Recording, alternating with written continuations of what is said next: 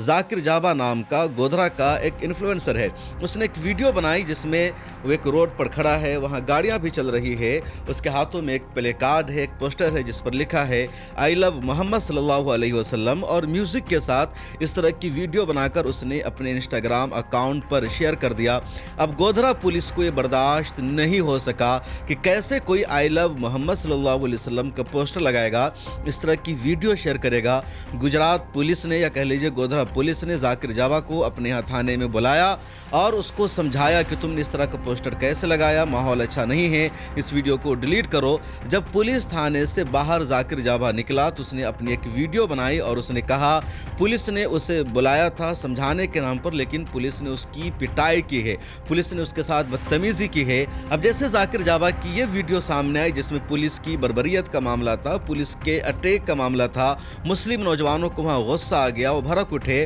اور مسلم نوجوان بڑی تعداد میں گودھرا پولیس اسٹیشن پہنچ گئے اور پولیس کے خلاف ان لوگوں نے احتجاج کیا, پولیس کے خلاف ان لوگوں نے پروٹیسٹ کیا اور کہا تمہاری ہمت کیسے ہوئی آئی لو محمد صلی اللہ علیہ وسلم کا پوسٹر لگانے کی وجہ سے, اس طرح کی ویڈیو بنانے کی وجہ سے ایک نوجوان کو پریشان کرنے کی, اس کو مارنے کی. پولیس نے ان سب سے کہا کہ تم لوگ یہاں سے نکل جاؤ, بھاگو, ورنہ تمہارے خلاف ایکشن ہوگا. اور اسی دوران یہ بھیڑ بے قابو ہو جاتی ہے, ہاتھا پائی کی نوبت آ گئی اور اگلی صبح پولیس نے 80 کے خلاف ایف آئی آر درج کر لیا ہے. انڈین ایکسپریس کی رپورٹ کے مطابق 88 افراد کے خلاف ایف آئی آر درج کی گئی ہے اور 17 مسلم نوجوانوں کو پولیس نے گرفتار بھی کر لیا اور ان سب کی اس طرح پریڈ کرائی جا رہی ہے. آخر ان سب کا جرم کیا ہے, ان کا قصور کیا ہے؟ ان کا قصور صرف اتنا ہے کہ ان سب نے آئی لو محمد صلی اللہ علیہ وسلم کا پوسٹر لگایا, بینر لگایا. اور ہندوستان میں اس وقت ایک ماحول بنا ہوا ہے, خاص طور پر ان اسٹیٹ میں, ان ریاستوں میں جہاں بی جے پی کی حکومت ہے,